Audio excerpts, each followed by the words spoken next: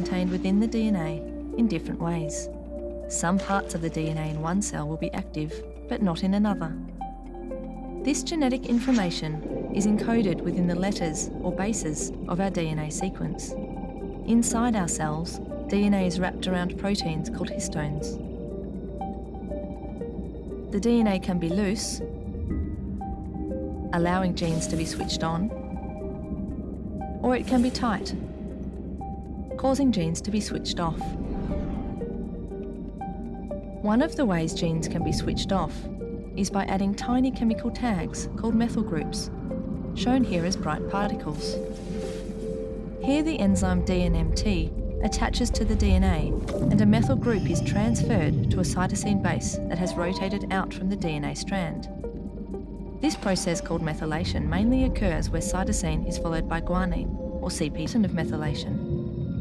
And unlike the DNA sequence, which cannot be easily changed, the methylation or epigenetic pattern can be altered.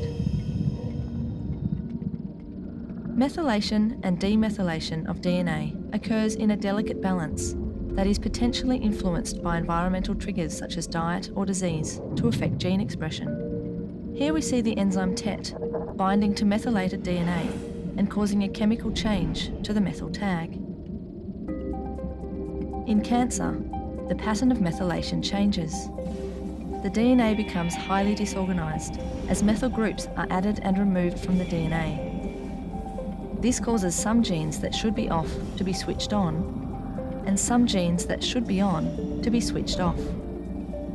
Although it is not possible to reverse the genetic changes that occur in cancer, the epigenetic changes can potentially be reversed with drug treatment. Epigenetic changes can also be used. Admittedly, this ranking of foods simply by antioxidant level is an oversimplification.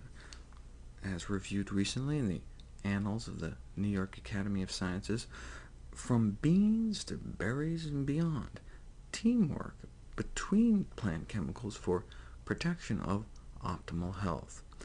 Not only may phytonutrients work together, many have healthful properties beyond just their antioxidant power. For example, berries have anti-proliferative effects on cancer cells. They can slow down cancer growth. These are the cervical cancer cells that killed this woman, Henrietta Lacks, 58 years ago.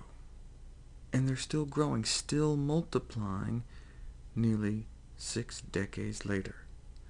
And adding an extract of blueberries to her cancer cells doesn't seem to matter much. The cancer cells are still steaming away at about 100% growth. But look what these other fruits can do. Raspberries cut the growth in half, and strawberries blocked cancer growth by almost 75%. And the higher the strawberry dose, the more the cancer is inhibited.